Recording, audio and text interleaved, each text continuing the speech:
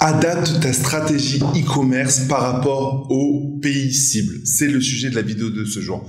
Salut à tous et bienvenue sur ma chaîne YouTube. On va parler d'e-commerce et plus particulièrement de pays cibles.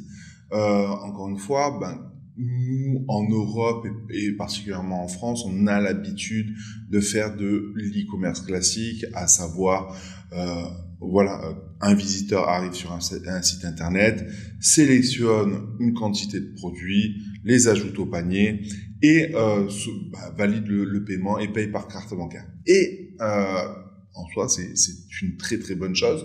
Mais il faut savoir que selon les pays, d'une part, il peut y avoir des opportunités parce qu'il y a beaucoup moins de concurrence. Et de deux, selon les pays, la méthode de vente peut différer. Je pense notamment à mes premières fois où je suis venu sur Bangkok. Enfin, mes premières fois, j'ai envie de dire les dernières fois où je suis venu sur Bangkok, il y a 2-3 ans. Plus particulièrement, c'était les prémices où là j'ai commencé à constater une mutation du monde de fonctionnement de la prise de commande. En fait, quand je prenais le BTS, le métro, je m'apercevais que les gens étaient sans arrêt sur leur téléphone, sur des groupes Facebook, etc., à regarder des produits. Et je me suis aperçu que les gens commandaient des produits grâce à Facebook et plus particulièrement grâce à des groupes Facebook. Et en fait, ils sélectionnaient les produits sur Facebook et souvent il y avait un numéro Line. Line, c'est l'équivalent de WhatsApp. Et ils sélectionnaient les produits, les contactaient et ils achetaient directement via Line, donc la version de WhatsApp que l'on peut connaître, mais la version asiatique, on va dire, et ils commandaient directement des produits. Donc finalement, il n'y a pas forcément besoin de site internet et ça marchait plutôt très bien. Je vous dis ça parce que finalement, ça peut devenir une opportunité de faire ce genre de pays-là et de faire ce genre de méthodologie-là, parce que le comportement de l'utilisateur est différent.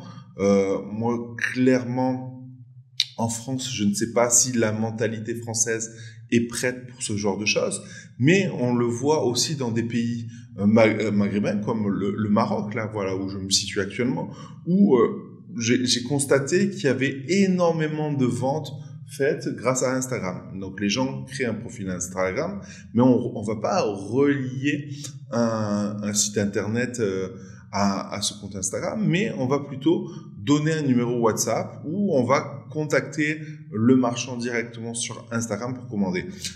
Mais généralement, le duo Instagram-WhatsApp est plutôt très efficace. Je vous dis ça parce que moi-même, je commande sur Instagram et donc je vais sur WhatsApp et j'ai remarqué que le capital confiance était là. Les gens n'avaient pas peur de commander, n'avaient pas peur de l'arnaque, etc. Bon, souvent il y avait des paiements à la livraison, mais quand il y a pas de paiement à la livraison et qu'il y a un paiement en acompte à faire en avance, on le fait. Moi, le matériel qui se trouve ici a été commandé sur Instagram et WhatsApp. Et finalement, ça s'est plutôt bien passé. Et il n'y a pas de problème.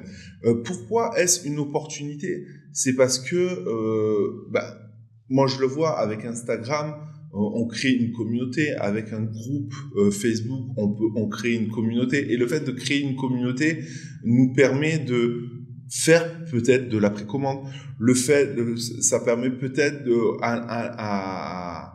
à poser des questions auprès de ton audience. Par exemple, est-ce que vous voulez tel produit ou tel produit? Tapez 1, tapez 2. Voilà, il y a plein de choses à faire.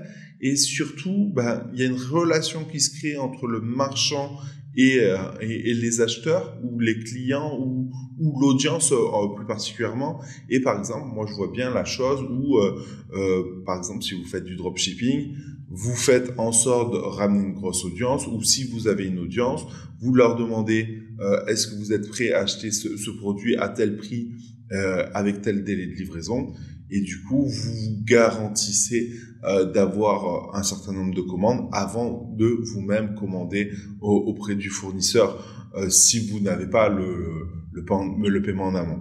Tout ça pour vous dire que selon les pays, voilà, le mode de fonctionnement diffère et il est très très important d'une part de ne pas se cantonner que au pays où vous vivez, donc ça c'est quelque chose de super important. Et dites-vous une chose, c'est que dans beaucoup de pays, on voit que d'une part les produits sont beaucoup plus chers que sur le marché français, voire même le marché européen, qu'il est beaucoup plus difficile de faire venir des produits. Moi je le vois avec le Maroc. Le Maroc, si vous avez un bon prix, si vous avez un partenaire de confiance, on s'en moque de payer un petit peu plus cher et on s'en moque d'attendre 20, 30 jours pour se faire livrer. Et ça, c'est hyper important à comprendre. Voilà, du coup, n'hésitez pas à regarder ce qui se fait en fonction des pays. N'hésitez pas à aller chercher des pays un petit peu improbables parce que quand c'est improbable, il y a toujours des opportunités. Et j'ai envie de vous dire, lancez-vous. Si cette vidéo vous a plu, n'hésitez pas à liker. Si vous voulez pas, c'est pas bien grave. N'hésitez pas surtout à vous rajouter sur ma newsletter. Le lien est juste en dessous. Sur ce, les rouillas, ciao!